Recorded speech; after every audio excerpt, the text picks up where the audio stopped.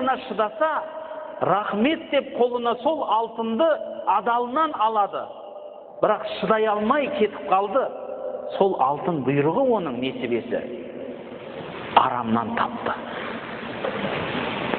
Қазіргі кезде көп бауырларымыз дау жанжалдан бұрын ойламай іс жүргізеді.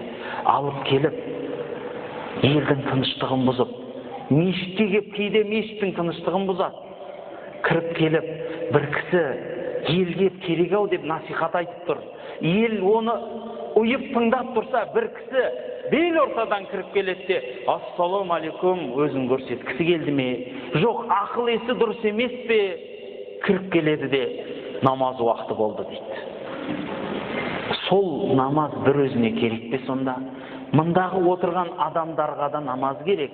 Жанында сол мешіттің имамы да отыр, қадағалап намаз уақытын. Бірақ ол кісі ерекше. Оны қайрайтындай да бір ерекше ғой. Анау кісінің сөзін жұрт естімей-ақ қойса. Өйткені ол бидғат айтып жатыр.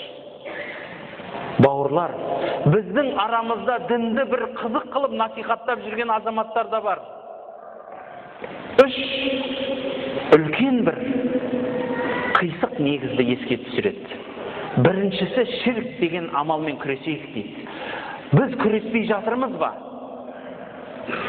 Сонда қайсы молда, қайсы имам мешіттің жүріңіздер, қабырға барып табынайық.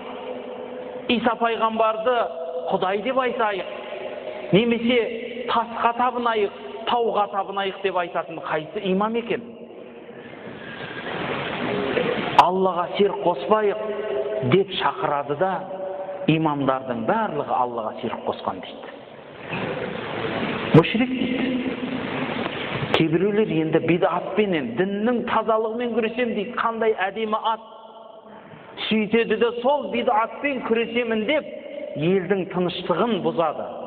Ол еш нәрсе емес. Тыныш намаз оқып тұрған адамға барып, сенің намазың дұрыс емес дейді. Көшедегі намаз оқымай жүрген адамды түзетсейші бауыр. Арақ ішіп, күніге үйіне концерт қоятын адамдар қанша? Наша шегіп алып, үйінен жоғалып, тозып, әр арықта жатқан адам қанша? Қаншама ұл-қыздарымыз бар жолдан адасып жүрген.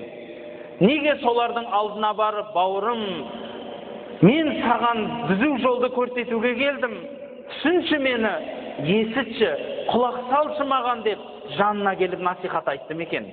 Жоқ, мешітке келіп дау көтергісі келеді. Бір күні бір мешіттен адам ашуланып шығып бара жатыр. Не болды десе, әлгі кісі намаз оқып беттеп жүргеніне бірнеше күн болған екен. Мен осы намазды қоя салайыншы дейді. Болды дейді. Рахмет, мешіттеріңе де рахмет, имамдарыңа да бәріңе рахмет, намазыңа да рахмет. Болды дейді. Неге тоқтаңыз десе, анау былай дейді, мынау былай дейді. Әй, бір ауыз, бір ымыраға келмейсіңдер ме өздерің дейді. Бауырлар, елбасымыз сол ымыраға келейік деп, мұсылмандардың арасынан муфти сайлап берді. Оқыған жігіт деп сенім артты. Алла разы болсын. Сол жігіт бастаған топ осы Қазақстанның бүкіл мешіттеріне имам сайлайды. Елдің дін бірлігі болсын, дінінің тыныштығы болсын, мешітке келгенде қызметін жасайық деп бүкіл халыққа барын салады. Ал енді сол елбасымыздың өзі қуаттап, істеңдер деп жағдайын жасап беріп жатқан мешіттерге келіп біреу дау көтеріп, мынау имамның істегені дұрыс емес, мынау имамның оқыған намазы қате, мен пайғамбардың намазын оқимын, имам пайғамбардың намазын оқымайды дейді. Бұл қалай бауырлар? Осыныңыз дұрыс па? Сонда сонша имамның барлығы бір ауыздан келісіп ап, елді адастырайық біз. Өзіміз қалтадан намаз ойлап табайық та, жұрттың бәрін соған үйретейік деп жатыр ма сонда? Сонда бұлардың біреуінде де иман жоқ па, Құдайдан қорықпай ма? Менің ақыретім ғой деп көзіне жасалмайды деп ойлайсыз ба? Қолында тұрып кешке жақын түнде намаз оқымайды деп ойлайсыз ба? ораза тұтпайды деп ойлайсыз ба?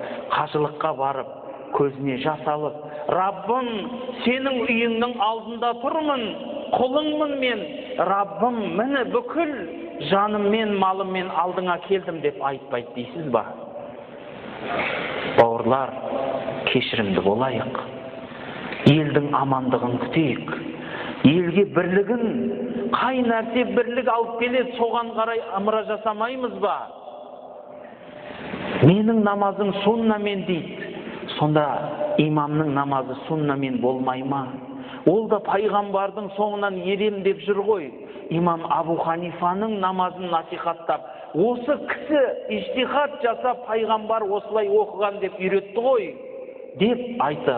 Егер бұл қате болса, имамның дүниеден өткеніне қанша ғасыр болды? Міне 14 ғасырға тақап келеді.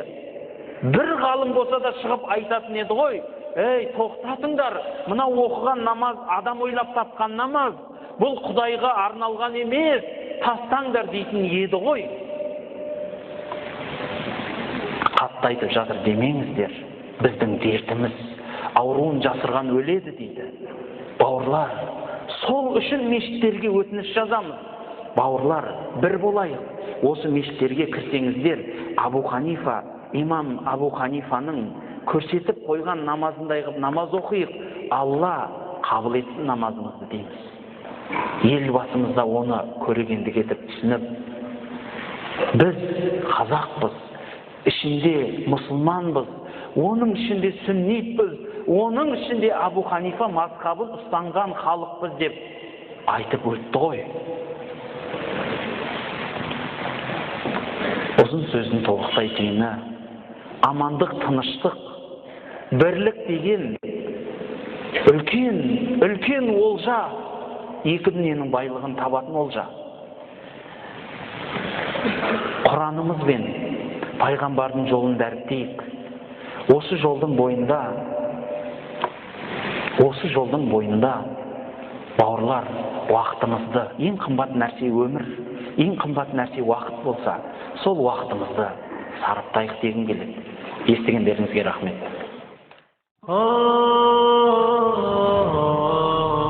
Нұрғасыр KZ